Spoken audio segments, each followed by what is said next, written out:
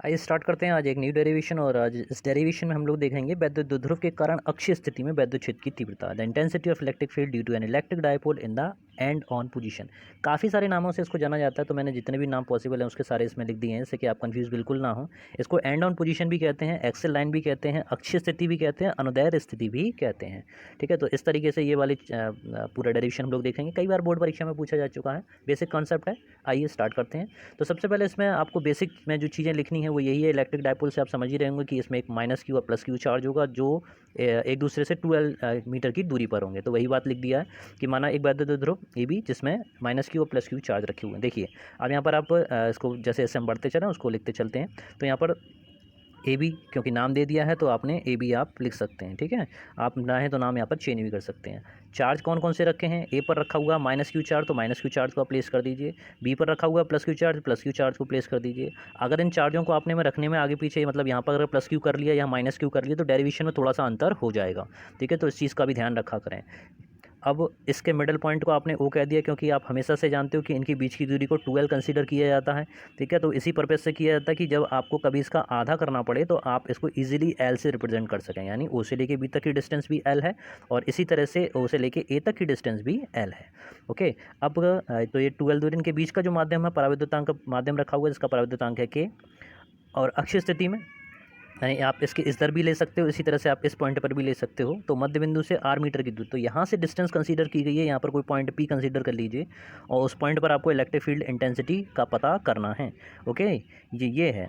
अब यहाँ से तो मिडिल पॉइंट आपका ये हुआ और यहाँ से जो डिस्टेंस कंसीडर की गई ये डिस्टेंस है आपकी आर। कहाँ तक ली जानी है? पी के नीचे तक, यहाँ तक लीजिएगा। काफ़ी लोग आप लोग डायग्राम बनाने में काफ़ी दिक्कत करते हो, तो इस चीज़ को भी ध्यान रखा करो। जैसे जैसे हम बता रहे हैं उसी तरह से आपको स्टेप बाई स्टेप आगे बढ़ना है। तो यहाँ पर पी पॉइंट हो गया। अब सबसे पहले कि आप अगर इसको निर्देशांक ज्यामिति के अकॉर्डिंग अगर आप देखें और इसको अगर ओरिजिन मान लें, मूल बिंदु यहाँ पर मान लीजिए। ठीक है, तो या इस बिंदु पर कंसीडर कर रहे हैं तो यहाँ ज़्यादा मानेंगे, यहाँ ज़्यादा अच्छा है। तो यहाँ पर आप जब आपको रिप्रेजेंट करें तो ये आपकी एक्स एक्सिस कहलाएगी और इधर वाली जो एक्सिस है यानी ये वाली एक्सिस अगर कंसीडर करें जो आपको इस रेखा से यानी द्विध्रुव से ऐड कर रही है, जोड़ रही है, ये वाली एक्सिस को माने तो ये अक्ष जो है आपकी एक्स डैश कहलाएगी। इसका मतलब पी से इधर का मान एक्स कंसीडर किया जाता है और इधर का मान एक्स डैश। ये भी ध्यान रखिए कि एक्स वाई और जेड तीन कोऑर्डिनेट्स के साथ में अगर यूनिट वेक्टर की बात की जाए तो एक्स के साथ में चलता है आई कैप और वाई के साथ चलता है जे कैप और जेड के साथ में चलता है के कैप। ओके, अब देखते हैं आगे की बात। तो आगे आपको अगर स्टेप में आगे बढ़ना है तो सबसे पहले इंटेंसिटी का पता करें। तो माइनस क्यू के कारण पॉइंट पी पर अगर इंटेंसिटी आप इलेक्ट्रिक फील्ड की E1 कंसीडर करते हैं तो आप इसको यहाँ पर लिख लेंगे। क्या लिखेंगे कि माइनस क्यू आवेश के कारण, थोड़ा सा और ऊपर कर लेते हैं, माइनस क्यू आवेश के कारण वैद्युत क्षेत्र की तीव्रता, इलेक्ट्रिक फील्ड इंटेंसिटी। शॉर्ट में लिख रहा हूँ, टाइम काफ़ी शॉर्ट होता है और लेक्चर हर कोई काफ़ी इंक्रीज़ हो जाएगा। फिजिक्स तो ऐसा सब्जेक्ट है कि आप जिसमें जितना बताओ उतना कम है। तो यहाँ पर इलेक्ट्रिक फील्ड इंटेंसिटी हम मान लेते हैं ई ए है। ई ए की जो वैल्यू होगी 1/4 पाई एप्सिलॉन नॉट के। देखिए यहाँ पर मैं वेक्टर लगा रहा हूँ, ठीक है, सदिश राशि है और परावैद्युतांक बताया तो के, वैल्यू क्यू अपॉन।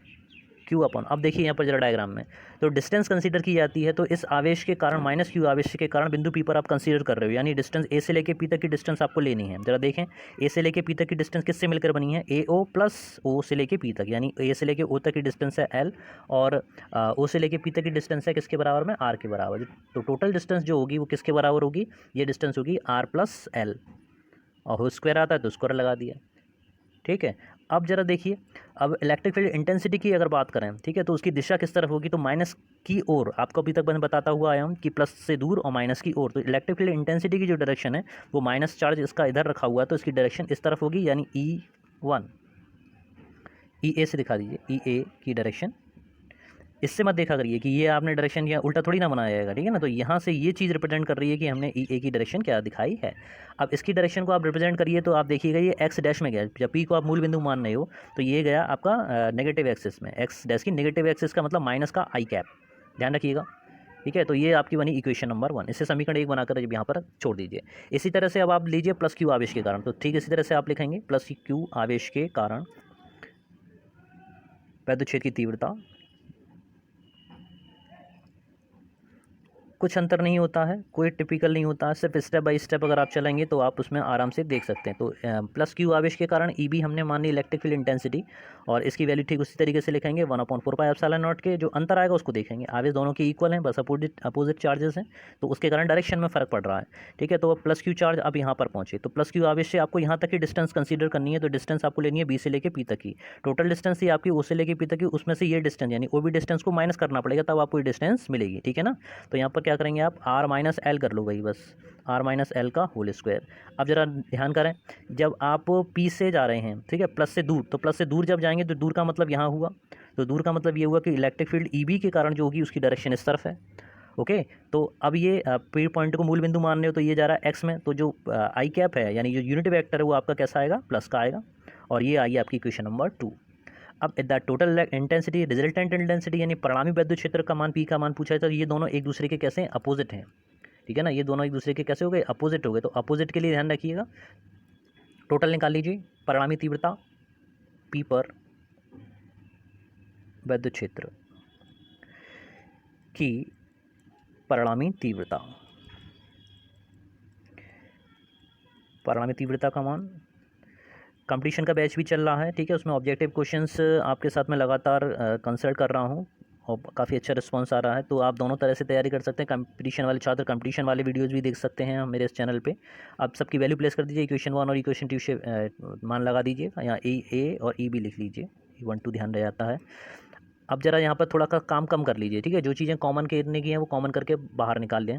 तो 1/4πε0 के बाहर लीजिएगा, क्यू दोनों में है, क्यू को भी बाहर लीजिए, अंदर जो बचेगा उसको आप लिख लीजिए। पहले वाले से बचा ई ए की वैल्यू में क्या बचा आपके पास में, 1/r+l का होल स्क्वायर, और साथ में माइनस आई कैप, प्लस में 1/r-l का होल स्क्वायर और प्लस का आई कैप। इसमें आपको आई भी कॉमन ले सकते हो, लेकिन आई हम इस तरफ लिख लें, और माइनस वाला टर्म चूँकि ये है तो प्लस वाले को आगे ले लें अगले स्टेप में। तो ई वेक्टर 1/4πε0 के क्यू, तो प्लस वाला मैंने पहले लिख लिया, तो r-l का होल स्क्वायर माइनस ये बाद में 1/r+l का होल स्क्वायर, और इनके बाहर पावर आई आपकी आई कैप, पावर नहीं बाहर निकाल दिया यूनिट वेक्टर को आई कैप। इसका अब आपको थोड़ा सा मैथमेटिक्स करना होगा, तो मैथमेटिक्स कीजिएगा। तो 1/4πε0 के एलसीएम लेंगे, दोनों का मल्टीप्लाई करके निकाल सकते हो, या फिर आप देखें तो a माइनस बी और a+b, ए स्क्वायर माइनस बी स्क्वायर करते हैं, क्योंकि यहाँ पर r माइनस आल दे रखा है, तो r square minus l square का आउट ऑफ पावर स्क्वायर।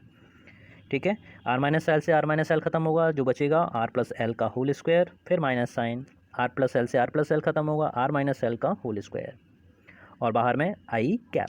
इसको आप ओपन करेंगे a+b के होल स्क्वायर वाले फॉर्मूले से, और उसमें देखेंगे कि E vector this equals to 1/4πε0 के क्यू, यहाँ फार्मूला ओपन करिए, तो r²+l² + 2rl। ठीक इसी तरह से जब आप ओपन करेंगे तो माइनस चिन्ह उनके चिन्हों को बदलेगा, तो r² माइनस l² और प्लस का 2rl, नीचे वही quantity as it is, r² minus l² का आउट ऑफ पावर स्क्वायर। यहाँ पे आप देख पा रहे हैं r² प्लस का है, ये माइनस का हुआ, ये प्लस का है, ये माइनस का हुआ, केवल आपके क्या पास बच्चा 2rl और 2rl ये मिलकर हो जाएगा 4rl। तो इसको अब आप लिख लें, ई वेक्टर इक्वल्स टू 1/4πε0 के, और Q साथ में चल ही रहा है, और 2rl और 2rl ये हुआ 4rl upon r² minus l² out of power square, और बाहर आई कैप। ज़रा ध्यान कीजिए, यहाँ पर अब आपको क्या करना है कि Q और 2l यानी 4 में से अगर उसको डिवाइड करें 2 × 2 में फैक्टर कर दें उसके, तो इसका मतलब हुआ कि Q × 2l के प्लेस पर आप लिख सकते हैं P। ठीक है, तो उसी चीज़ को हम लोग यहाँ कर रहे हैं। तो ई वेक्टर, तो आप इस नोटेशन को लिखने के बाद में उसे लिखेंगे Q × 2l, ये P के बराबर होता है, तो यहाँ पर बचेगा आपके पास में 1/4πε0 के Q को ख़त्म कीजिए, ये बचेगा आपका P × R, और 2 जो बचा उसको लिख लिया आपने 2PR upon as it is r² minus l² की पावर स्क्वायर, और साथ में आई कैप जो आपका यूनिट वेक्टर या एकांक सदिश है। इसके बाद में आपको 2 काम और करने हैं, और उस काम में आप ध्यान रखिए कि एक तो ये आपको करना है कि P × आई कैप, इसके प्लेस पर आप लिखेंगे P वेक्टर। ठीक है, क्योंकि P यानी वैद्युत द्रव्य आघूर्ण भी एक सदिश राशि है, तो उसको आपको दिखाएंगे P से। और सेकंड पॉइंट में आप ये मान के चलिए कि आपको जो R का मान लेना है it is very greater then in comparison with L। R का मान L की तुलना में बहुत अधिक है, तो यहाँ पर आप क्या कहेंगे कि R square minus L square, उसका भी स्क्वायर कर दिया तो ये वैल्यू और भी छोटी हो जाएगी। और ये मान के चलेंगे इस वैल्यू को उसमें से घटाने पर R के मान पर कोई इफेक्ट नहीं पड़ेगा, तो ये रह जाएगा आपका केवल R स्क्वायर। तो इन दोनों प्लेसमेंटों को यहाँ पर कर लीजिए। तो E वैक्टर ये बचेगा आपके पास में 1/4πε0 के, समझ में आया। P और I के प्लेस में आपको 2 तो रखना ही है, P वेक्टर आ जाएगा और यहाँ पर R आपका ऊपर चल ही रहा है अपॉन में यहाँ पर R स्क्वायर जब इसके प्लेस पर आएगा, बाहर R स्क्वायर और है तो यह हो जाएगा आपका R की पावर 4। ध्यान दीजिए, R में से एक R को आप कैंसिल करेंगे तो यहाँ पर एक पावर इसकी कम हो जाएगी, 3 बचेगा आपके पास में। बचेगा E vector this is equals to 1/4πε0 के और 2P वैक्टर अपॉन R की पावर 3। ये अक्षीय स्थिति में वैद्युत क्षेत्र की तीव्रता का फॉर्मूला आपके पास आया। E वैक्टर इक्वल्स टू 1/4πε0 के 2P अपॉन R3। अगर किसी केस में बात की जाए एक मैग्नीट्यूड के बारे में, तो केवल अगर E का मान पूछा कि इलेक्ट्रिक फील्ड यानी केवल E का मान पूछा, तो इसका मतलब कि उसने वहाँ मॉड के बारे में पूछा है। तो मॉड जब भी आप कहेंगे तो वहाँ पर केवल 2P दिखाइएगा और ये वैल्यू आपकी प्लेस की जाएगी 1/4πε0 के और केवल 2P अपॉन R की पावर 3। ओके, तो इस तरह से भी आप इसको रिप्रेजेंट कर सकते हैं, दिखा सकते हैं। तो ये कंप्लीट हुआ हमारा सेक्शन अक्षीय स्थिति में। नेक्स्ट वाली वीडियो में निरक्षीय स्थिति के साथ में बहुत जल्दी मिलते हैं। ठीक है, तब तक के लिए जय हिंद, जय Bharat. Thank you very much.